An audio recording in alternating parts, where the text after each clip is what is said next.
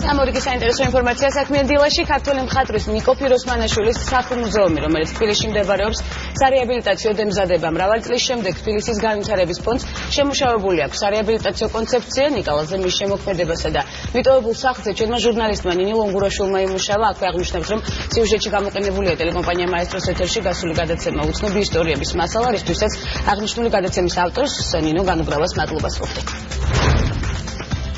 ეს რა არის? ჟირაფია. მოკვდა ჟირაფია. ინდა ხატა. ნიკოლამ განარიცნობთ. ნიკო ფიროსმანაშვილი. მისი არც დაბადების მოწმობა არსებობს.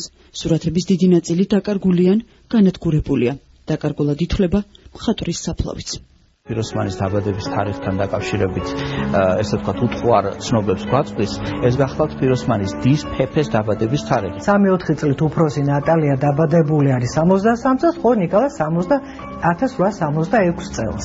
თბილისში ერთადერთი ადგილი, რომელიც ნიკო ფიროსმანაშვილის ცოცხალ ხსოვნას ატარებს რკინიგზის სადგურის მახლობლად, ფიროსმანის ქუჩაზე მდებარე სახლია. სწორედ აქ. ყოფილი მალაკნელის ქუჩა ნომერ 29-ში გახსნილია ნიკალას მუზეუმი, რომელიც კიბის ქვეშ მდებარე ფარდულისა და საექსპოზიციო დარბაზისაგან შედგება. საქმიანი დილო სტუმრად ფიროსმანთან მივიდა. ვიმყოფებით ფიროსმანის საცხოვრებელ სახლში, სადაც მან ბოლო 2 წელი გაატარა. აქ დაიღუპა. რა ვიცი, ეს ნივთები ჩამოტანილია მირზაანიდან, ეს მაგიდას კამერები, საწოლი, ეს დედამისის მოქსოვილი ფარდაგია. პირვანდელი სახე შენარჩუნებულია ამ საცხოვრებელსა, ეს აგურით ნაშენია ყველაფერი. თბილისს თითქმის არ შემორჩა ადგილი, რომელიც ფიროსმანის სახელს, მის ცხოვრებასა და შემოქმედებას უკავშირდებოდეს. გაქრა ორთაჭალის ბაღი და ელდორადო, მადათავის კუნძული და კოჭლაშვილის თეთრი პელიკანი, აღარც დუქნები და სარდაფებია, რომელთა კარებს ფიროსმანის დიდებული აბრები, ხოლო კედლებს ფერწერული ტილოები ამშვენებდა. ეს ყველაფერი გაქრა და დაიკარგა. მეფის რუსეთმა ალკოჰოლური სასმელები აკრძალა, დუქნები დაიხურა, ფიროსმან ფაქტურად დამკვეთი აღარავინ აყავდა, ძალიან გაუჭირდა. სამაგიეროდ, ჩუღურეთში სადგურის მახლობლად შემორჩა ქუჩა და სახლი, სადაც ნიკო ფიროსმანმა სიცოცხლის უკანასკნელი წლები და დღეები გაატარა. ეს არის ფიროსმანის ცხოვრების ბოლო 4 წელიწადი და არა მისი მთელი ცხოვრება. ვადოვარ, ხატვარი. სწორედ ამ ფარდულში სტუმრობდა ლადო გუდიაშვილი ფიროსმანს, რომლის საცხოვრებელი გარემო აღწერილი აქვს კიდეც მოგონებების წიგნში. ცხოვრობდა კიბის ქვეშ. ოთახი ძალზე პატარა და დაბალი იყო. კუთხეში ლოგინი იდგა. კედელზე კარადის მაგივრად პატარა ყუთი ეკიდა. მეორე კუთხეში მიყრილი იყო ხელსაწყოები, ვედრო, მუშამბა, საღებავები, ფუნჯები. ასეთი სურათი დახვდა ლადო გუდიაშვილს ლამის 100 წლის წინ, როცა ფიროსმანს ესტუმრა.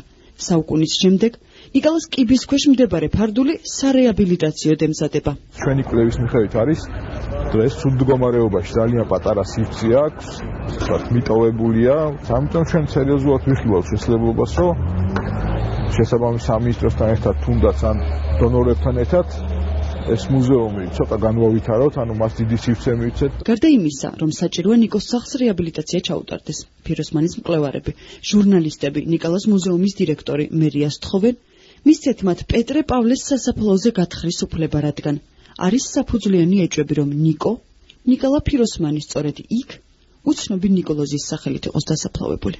ეს პაჭუა მიშა ადრე მუშაობდა საღებავების მაღაზიაში ნოქრად. სწორედ იქ დადიოდა ფიროსმანის საღებავების საყიდლად და პაჭუა მიშა ძალიან კარგად იცნობდა თავის კლიენტს. ძალიან უცნაური დამთხვევაა, რომ სწორედ პაჭუა მიშას შეხვდა ფიროსმანის გადმოსვენება და მაშინო ჩვენო რო ვიცანითო ძალიან შეგვეცოდა და გავიქეცეთ და მღვდელს დაუძახეთო და მღვდელი იყო ალექსი სამადალაშვილიო. 19 წლის 14 აპრილის ჩანაწერია უცნობი ნიკოლოზ, რომელსაც ხელს აწევს მღვდელი ალექსი სამადალაშვილი. ძალიან დიდი იმედი გვაქვს, რომ მერია მოგცემს გათხრის უფლებას და შეიძლება წელსვე ჩვენ ვიყოთ ძალიან დიდი მოვლენის მომსწრე და აღმოვაჩინოთ ნიკო ფიროსმანის დაკარგული საფლავი.